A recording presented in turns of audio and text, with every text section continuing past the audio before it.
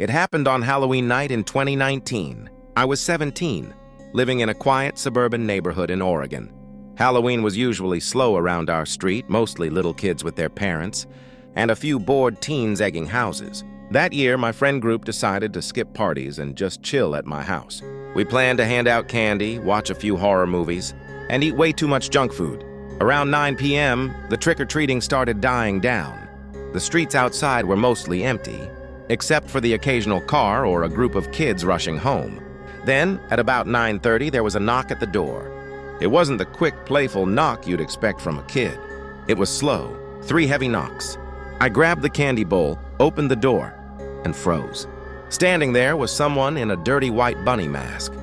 It wasn't the cute kind, and it was old, cracked, and the eye holes were too wide, showing only black behind them. The person was tall, way too tall to be a kid. They didn't say a word, just stood there, breathing softly through the mask. I tried to laugh it off. "Nice costume, man. Take some candy." I held out the bowl.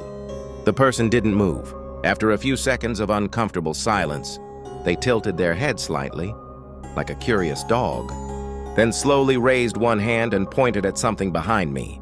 I turned, but there was nothing there. When I looked back, the bunny was gone. I stepped out onto the porch, looking both ways down the street. Nothing. No footsteps, no sound. Just empty Halloween night air. I went back inside, locking the door. My friends laughed it off, saying it was probably some prank.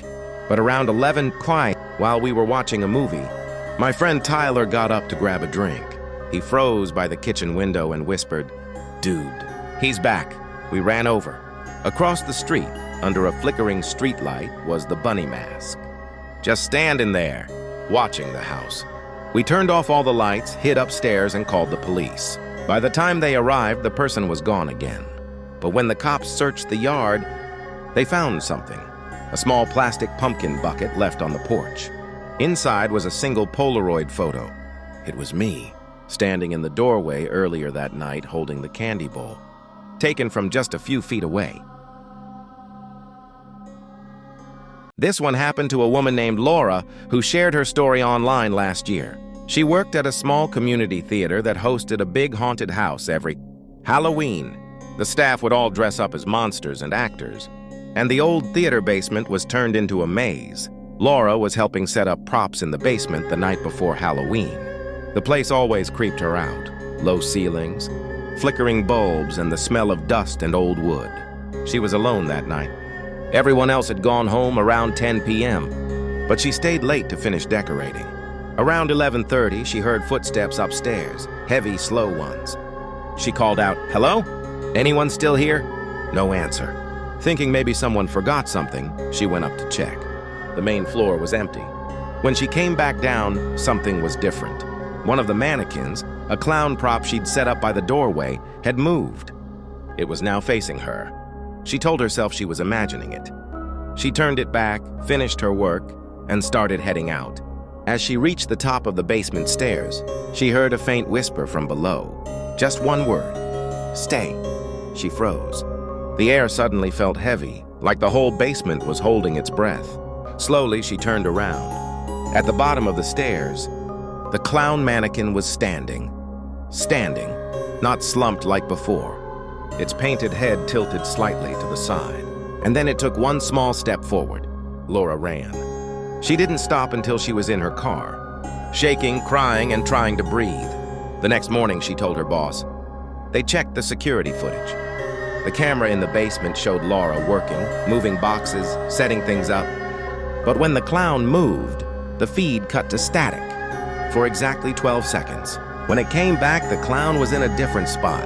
That year, they canceled the haunted house, and the basement was sealed off for renovations. But according to Laura, every now and then, she still gets texts from an unknown number. Just a photo of that same clown costume, standing in different places. Sometimes even in her own home. This one took place on Halloween night in 2022. A guy named Derek was driving home from a costume party. He lived out in the countryside. Long, dark roads surrounded by fields and woods. Around 1 a.m., his car started sputtering. The fuel light had been on for a while, and before he knew it, he ran out of gas. No signal, no lights, just cold air and crickets.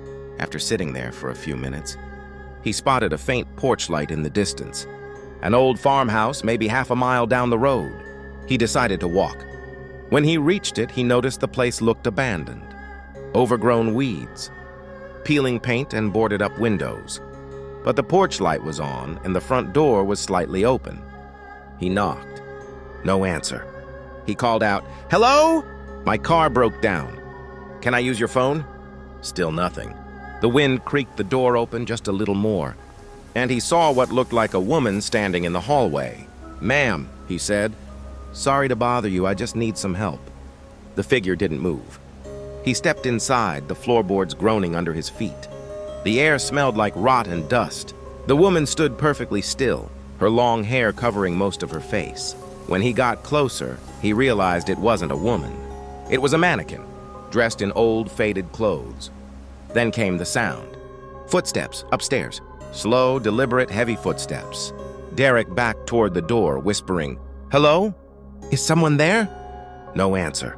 Just the creak of wood, and then the slam of a door upstairs. He ran outside and didn't stop until he reached the road. When he looked back, the porch light flickered, then turned off completely. The next morning, he got a ride back to his car with a tow truck. Curious, he asked the driver about that farmhouse. The guy gave him a strange look and said, "That place? It's been empty for years. Nobody lives there since the fire." Derek frowned. "Fire?" "Yeah, Halloween night, 1998. Family of 4 died inside." Derek never told anyone this part. But later, when he checked his phone, he saw something strange, even though he'd had no signal all night. There was one photo in his gallery, taken around 1:12 a.m. It was the porch of that same farmhouse, and in the corner of the frame by the open door was a woman, smiling directly at the camera. Which story scared you the most? Comment below, and subscribe for more true horror stories.